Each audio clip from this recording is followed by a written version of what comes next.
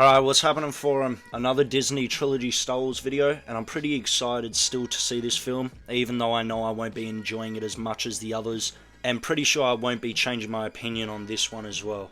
But nonetheless, I still want to give this a fair, open-minded shot, especially after how I perceived The Last Jedi, coming out of that liking it a lot more than expected. Let's crack in, but also don't forget to like, subscribe and comment something controversial, as engagement really means a lot to me and really helps out a small channel like mine get the chance to branch out into something bigger.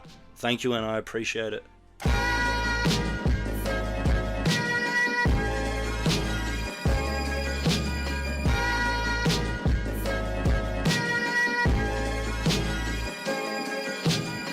The movie opens up with the introduction of the film and trilogy's main antagonist, Emperor Palpatine.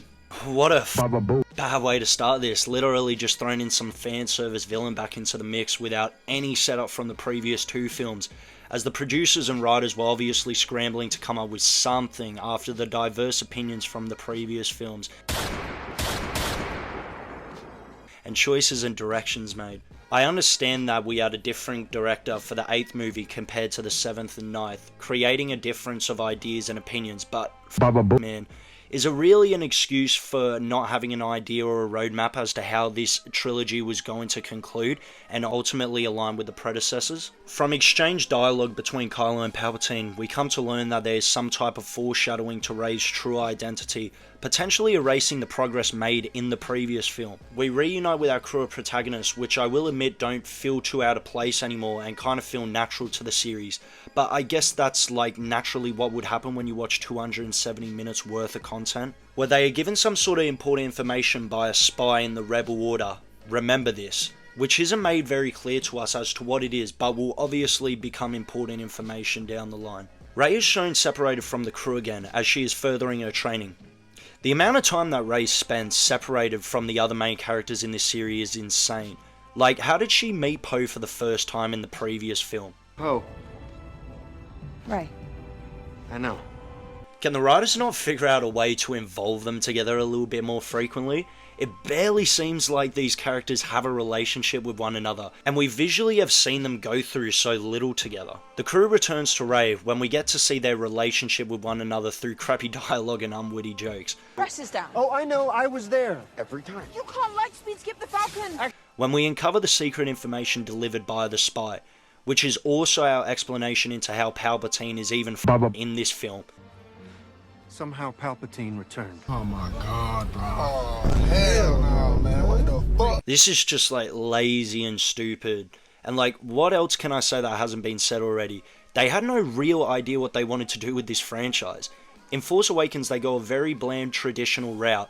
The Last Jedi tries to go a little bit more of an uninspected one. Then The Rise of the Skywalker tries to pull it all back again with the same more traditional. Like, you have to commit to an idea and a direction, or it's just going to be a complete flip-flop of a trilogy like this one.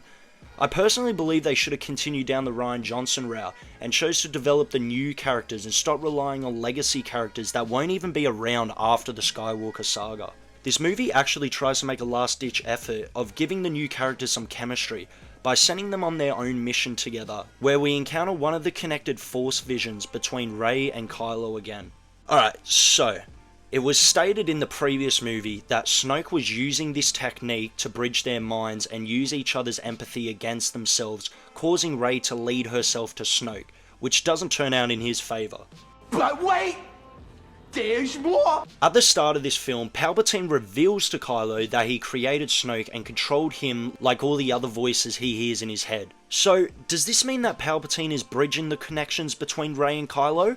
Or are they just happening by coincidence? Like, what's going on here? When suddenly the crew get introduced to a mysterious character who gets them out of questioning with the First Order, who reveals himself to be another legacy character, Lando Calrissian. This one felt pretty forced, I can't even lie. And he barely does anything as well in this introduction, and kind of for the rest of the film, to be honest. Leading to a chase scene where we get this clip. They fly now! They fly now? They fly now! Also an honourable mention to this massacre of the C-3PO humour. Excellent job, I'm fucking dead, dude. sir. I'm fucking dead, dude. I'm fucking dead. Terrible job, sir. Bear with me here. They find a dagger with the location of the where Palpatine is located transcribed onto the blade by falling into quicksand and it just magically being there. C-3PO can read the dagger's inscriptions and knows the location, but can't share it because it's written in Sith. The First Order and Kylo obviously catch up to the crew, giving us an insane mixed bag of scenes, where we get a pretty cool scene between Rey and Kylo. Nothing bad to say here, a cool character and skill development displayed, but we also get a bit of foreshadowing to Rey's origin, as she supposedly destroys the carrier that Chewie is boarding, only for this twist to be completely reversed in literally the next scene. I feel like this is a perfect example of Disney's mindset and attitude towards these films. They want to do something exciting and daring, but don't have the balls to fully commit to anything. With the dagger out of the question now, they still need a way to get to the location, which conveniently C-3PO has remembered, but still need to find a way to access it. This is a terrible little excuse to keep this circus of a plotline running. They couldn't think of something a little less gimmicky? They use Poe's networking to find a new hacker, where we run into some stupid new characters that have a problem with Poe, but gets easily solved after Rey beating them up.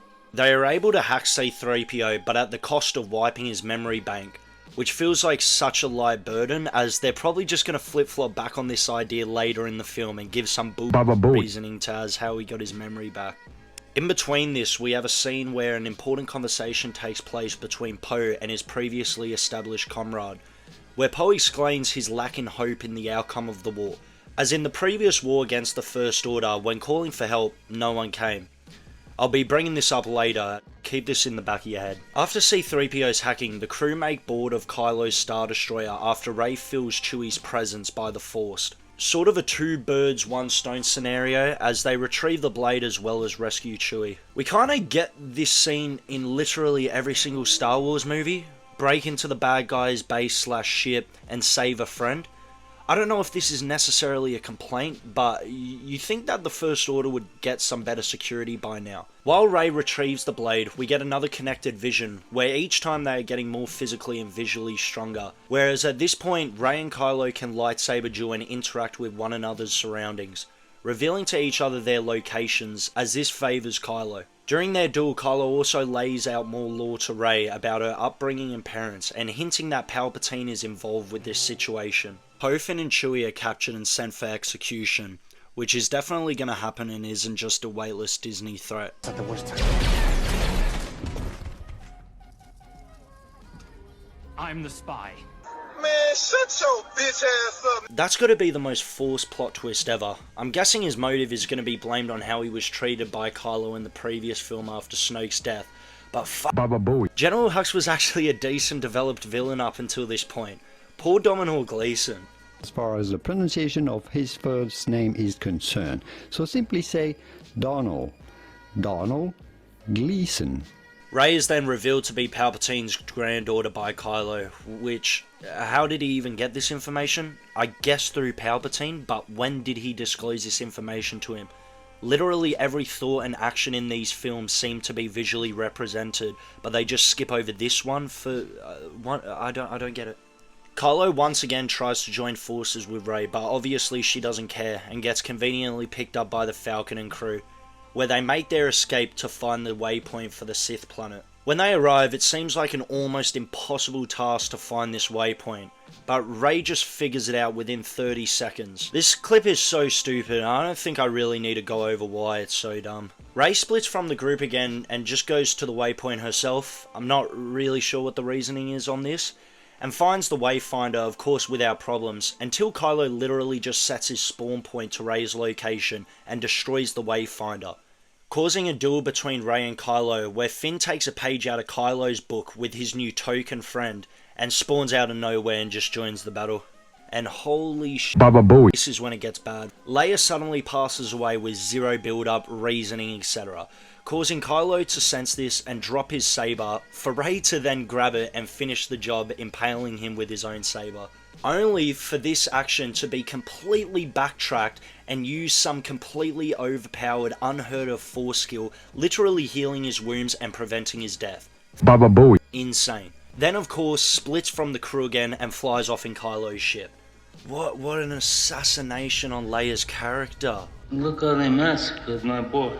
This kind of marks the end for Kylo Ren and the return of Ben Solo, as he encounters his father through a vision. Not the worst scene. Rey is revealed to have flown to Luke's island and planning to go into hiding, similar to Luke's path, leading into his appearance through her through the Force visions. This is just used as a crutch to have convenient things happen for Rey, as through this, Luke reveals that there's another waypoint in Kylo's burnt ship. Come on now, dawg. And lifts out his X-Wing used to get him there in the first place. The Resistance base finds Rey's location. Honestly, I'm not sure, just some bull explanation. But during this, our problem with C-3PO's loss of memory quickly gets walked back by R2 just giving him a copy of his memory. Their plan is just to attack Palpatine's Star Destroyer army and hope that people come to help. Mind you, like how I previously have brought this idea up, nothing in this film has stated or shown the faith that the population has in the Resistance, or rather attacking against the First Order, and are relying on just straight chance. Alright, so this final act is like completely play by the books, literally copying Return of the Jedi as well as The Last Jedi, and it's just the main character going against the main antagonist, with the Rebel and First Order fleet going against one another in the background.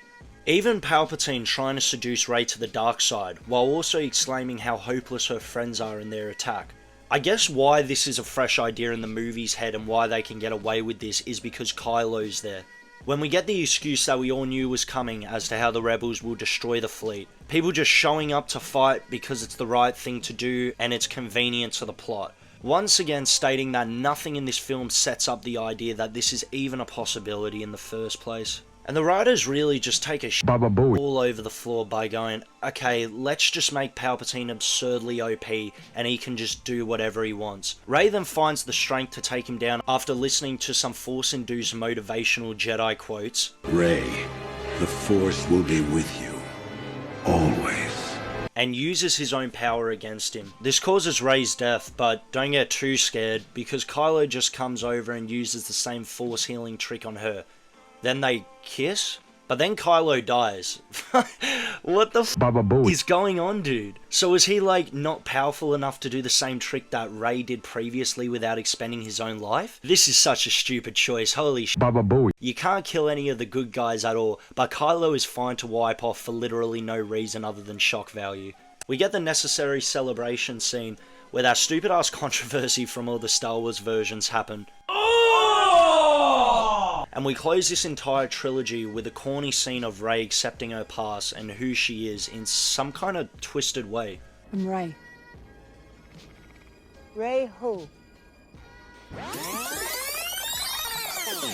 Rey Skywalker. And I've got to say, in all honesty, it's the biggest piece of dog shit.